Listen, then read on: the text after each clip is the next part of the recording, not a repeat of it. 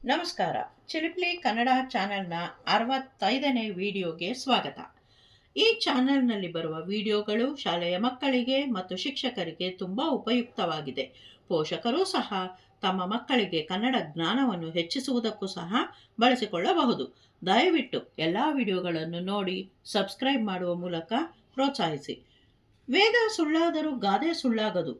ಗಾದೆಗಳಲ್ಲಿ ಅನುಭವಗಳ ಕಣಜವೇ ಅಡಗಿರುತ್ತದೆ. ಕನ್ನಡ ಭಾಷೆಯಲ್ಲಿ ಗಾದೆಗಳ ಅಪಾರ ಭಂಡಾರವಿದೆ. ಈ ಗಾದೆಗಳನ್ನು ಕಲಿಯುವುದರಿಂದ ಮಕ್ಕಳ ಕನ್ನಡ ಭಾಷೆಯ ಪ್ರಬುದ್ಧತೆ ಹೆಚ್ಚಾಗುತ್ತದೆ.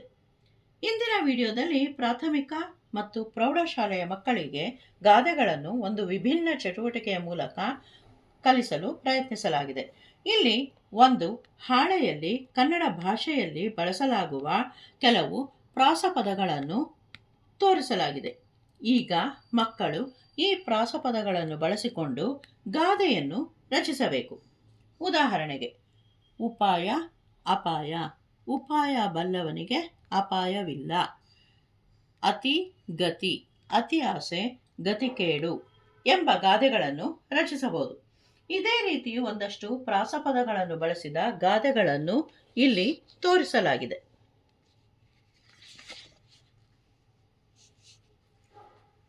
ಅನ್ನ ಹಾಕಿದ ಮನೆಗೆ ಕನ್ನ ಹಾಕಿದರು. ಅನ್ನ ಕನ್ನ ಎಂಬ ಪ್ರಾಸಪದದ ಬಳಕೆಯಾಗಿದೆ. ಉಪಾಯ ಬಲ್ಲವನಿಗೆ ಅಪಾಯವಿಲ್ಲ. ಉಪಾಯ ಅಪಾಯ ಎಂಬ ಪ್ರಾಸಪದದ ಬಳಕೆಯಾಗಿದೆ. ಇದ್ರೆ ಈ ಊರು, ಎದ್ರೆ ಮುಂದಿನ ಊರು. ಇದ್ರೆ ಎದ್ರೆ ಎಂಬ ಪ್ರಾಸಪದದ ಬಳಕೆಯಾಗಿದೆ.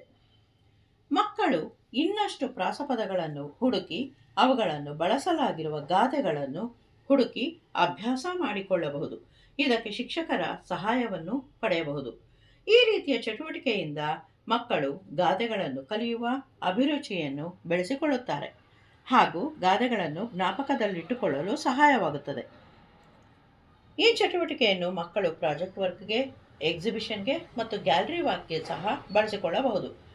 ಗಾದೆಗಳನ್ನು ಕಲಿಯುವ ಚಟುವಟಿಕೆಗಳಿಗೆ ಇದೇ ಚಾನಲ್ನ ಆಕ್ಟಿವಿಟಿ 18, 20, 64 ಬಳಸಿಕೊಳ್ಳಬಹುದು. ವಂದನೆಗಳು.